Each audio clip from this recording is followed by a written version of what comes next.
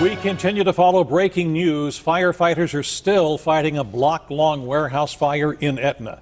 Good evening. That warehouse serves as a home for many boats and antique cars. And that fire forced officials to evacuate the streets around that warehouse. We have team coverage tonight.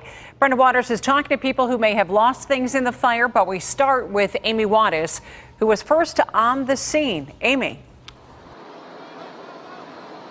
That's right. And Susan, we have moved locations just to give you a different vantage point of this massive warehouse. I want to show you what has not left the scene.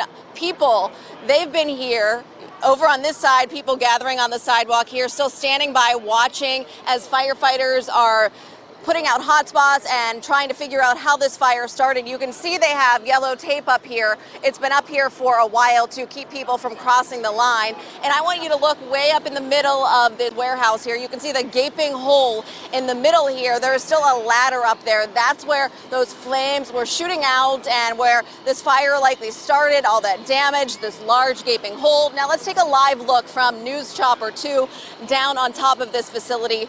Store Express owns this facility here, and like you said, a lot of boats, vehicles, businesses inside of this building. Now look at some footage from earlier today when this fire broke out.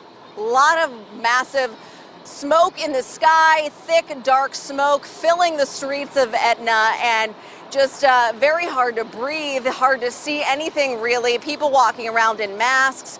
We just spoke to a few minutes ago two people that have a business. They store some items in here for their business. Another gentleman who's a machinist works out of this business, and he tells us his livelihood is gone.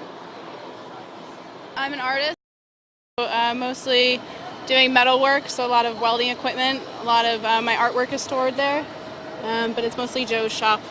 Yeah, so I'm a machinist, welder. I have a lot of industrial sewing equipment in there. I also have my personal effects in there, some storage in there. Office space, my computers, just everything. We have a lot of jobs coming up over the summer that helps hold us over the rest of the year because the summertime is a busy time. So yeah, this is. I'm sorry. Very sad and emotional for those folks.